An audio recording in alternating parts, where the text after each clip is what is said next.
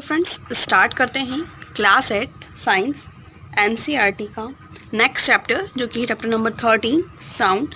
बाकी के जो वीडियोस हैं वो आपको प्रोवाइड कर दिए चुके हैं और ये सारे जो है अभी हम नोट्स बेस्ड वीडियोस बना रहे हैं। इसके बाद आपको फुल एक्सप्लेनेशन वीडियोस भी आएंगे जो एक एक करके हम हर एक चीज़ को बहुत ज़्यादा बारीकी से समझेंगे। तो अभी हम स्टार्ट करते हैं नोट्स पे बेस्ड। मेन चीज़ें हमें क्या ध्यान में रखनी है हमारे चैप्टर से रिलेटेड वो हम देखेंगे। सबसे पहले बात आती है, चैप्टर का नाम ही है साउंड। तो ये साउंड क्या होती है? तो कोई भी प्रकार की सेंसेशन जो हमारे ईयर्स के द्वारा रिसीव करे और उसको हमारा ब्रेन समझ पाए, उन सभी चीज़ों को हम क्या कहेंगे? साउंड। फिर वो किसी भी चीज़ के गिरने की आवाज़ क्यों ना हो, या चिड़िया की आवाज़, या कोई भी चीज़ जिसका सेंसेशन हमारे ईयर्स रिसीव करे और हमारा ब्रेन उसे समझ पाए, उसी को हम कहेंगे साउंड।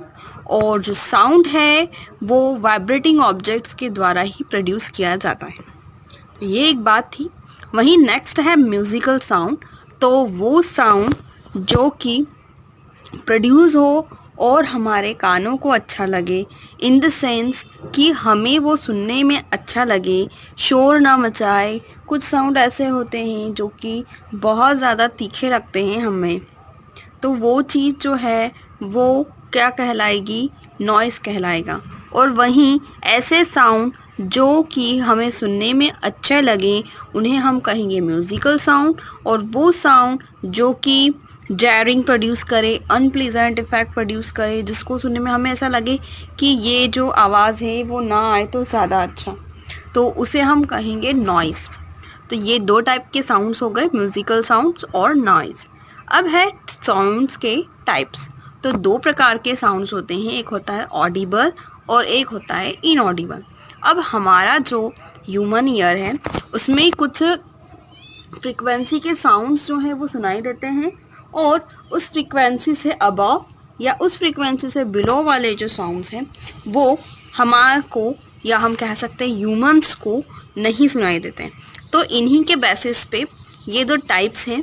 जैसे कि पहला है हमारा ऑडिबल साउंड्स, मतलब ऐसी फ्रीक्वेंसी, ऐसे वाइब्रेशन जो 20 हर्ट्ज से 20,000 हर्ट्ज के बीच में हो, उन्हें हम क्या कहेंगे? Audible sound.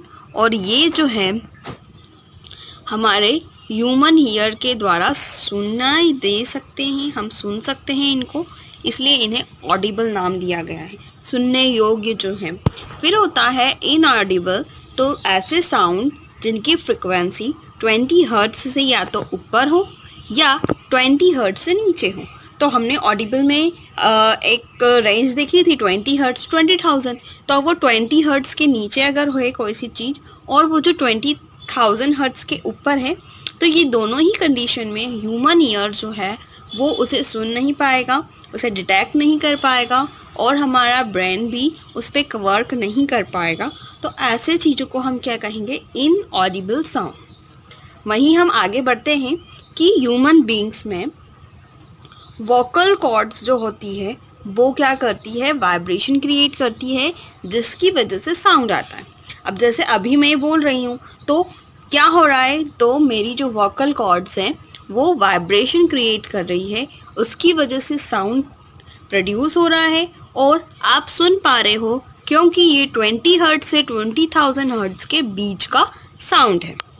तो ये थी बात। वहीं हम देखते हैं कि साउंड को ट्रैवल करने के लिए मतलब क्या? उसे कहीं जाना थोड़ी है, उसे क्या करना है? तो अब उसके पास ना बस है ना ट्रेन है, तो उसे भी तो कोई मीडियम चाहिए ताकि वो एक जगह से दूसरी जगह पे जा पाए। तो उसके पास कौन कौन से मीडियम है? जैसे गैस हो गया, लिक्विड हो गया, सॉलिड, इनकी मदद से वो चलता है। अगर हमें बहुत दूर अगर कोई काम चल रहा है और हमें यहाँ तक, हमारे पास तक आवाज़ आ रही है, तो वो किस वजह से? क्योंकि हमारे चारों ओर गैसियस सराउंडिंग है प्लस एयर है, तो इन सब की मदद से ही साउंड उस प्लेस से हमारे तक पहुँच पा रहा है। अब अगर कहीं पे वैक्यूम होगा तो वहाँ पे साउंड ट्रैवल नहीं करेगा। वहीं हम देखते हैं कि जो ईयर ड्रम्स होते हैं वो वाइब्रेशन, साउंड की वाइब्रेशन को सेंस कर पाते हैं और फिर उस सिग्नल्स को, जो वो सिग्नल्स वो कलेक्ट कर रहे हैं, उसे भेजते हैं किसके पास? ब्रेन के पास। और ये सारी प्रोसेस ही क्या कहलाती है? हियरिंग। तो हियरिंग बेसिकली क्या है? जो हमें वाइब्रेशन, साउंड के वाइब्रेशन सुनाई दे रहे हैं उनको हमारा जब ईयर ड्रम सेंस करे और उन सिग्नल्स को ब्रेन तक पहुंचाए, उसे हम कहेंगे हियरिंग। अब बात आती है फ्रीक्वेंसी ऑफ ऑसिलेशन की। वर्ड है हमारे चैप्टर में फ्रीक्वेंसी ऑफ ऑसिलेशन। तो ये क्या होता है? तो ऑसिलेशन जो होता है या वाइब्रेशन, एक सेकेंड में कितने ऑसिलेशंस हो रहे हैं और एक सेकेंड में कितने वाइब्रेशंस हो रहे हैं, इन्हीं को हम बोलेंगे फ्रीक्वेंसी ऑफ ऑसिलेशन। और जो फ्रीक्वेंसी है वो हमेशा हर्ट्ज़ में एक्सप्रेस की जाती है। जितना ज़्यादा एम्पलीट्यूड होगा वाइब्रेशन का, उतना ज़्यादा साउंड लाउडर होगा। तो इसलिए हम एम्पलीफायर भी यूज़ करते हैं सॉन्ग्स को सुनने के लिए। ज़्यादा बड़े पैमाने पे जब हमें सॉन्ग्स ज़्यादा लोगों को सुनाने होते हैं तो डीजेस ये सब क्या यूज़ करते हैं? एम्पलीफायर यूज़ करते हैं ताकि साउंड और ज़्यादा लाउडर हो।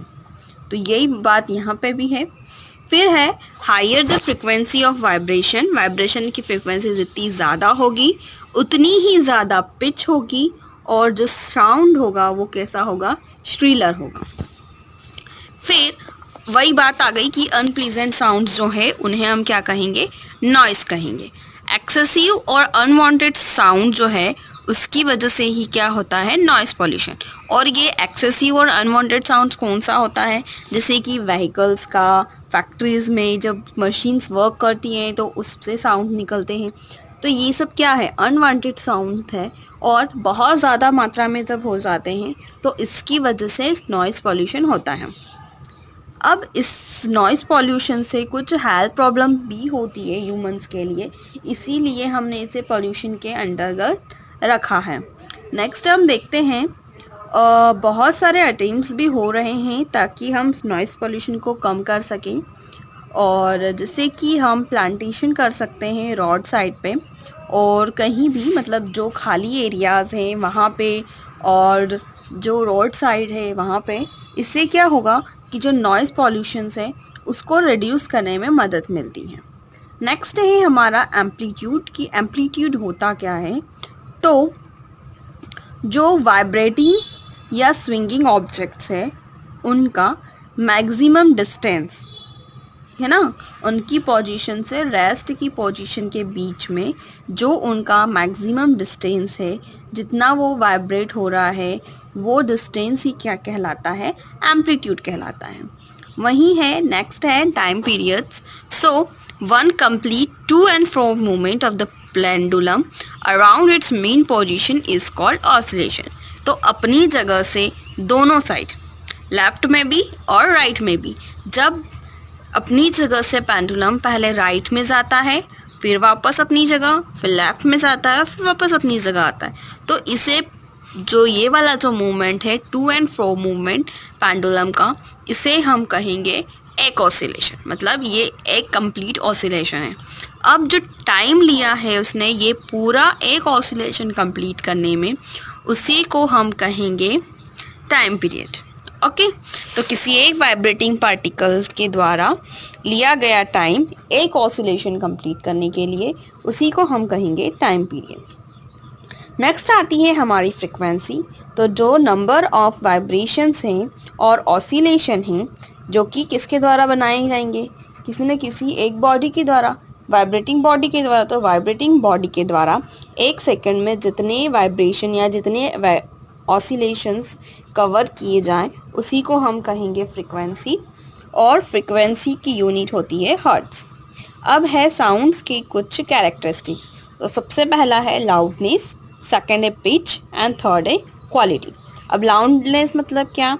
तो ऐसा कुछ सेंसेशन जो कि कहाँ हो? हमारे ईयर में हो, जिससे क्या कर सके? वो डिस्टिंग्विश कर सके फेंट साउंड में और लाउड में। और जितना ज़्यादा एम्पलीट्यूड होगा वाइब्रेशंस में, उतना ही ज़्यादा म्यूज़िक जो है या जो साउंड प्रोड्यूस हो रहा है वो उतना ही ज़्यादा लाउड होगा। मीन्स जितना ज़्यादा एम्पलीफिकेशन उतना ज़्यादा लाउडर साउंड। वहीं नेक्स्ट हम बात करते हैं पिच की।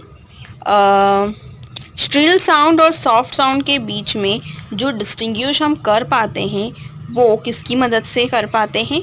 पिच की मदद से। और जितना ज़्यादा फ्रिक्वेंसी ज़्यादा होगी वाइब्रेटिंग बॉडी की उतना ही ज़्यादा पिच होगा।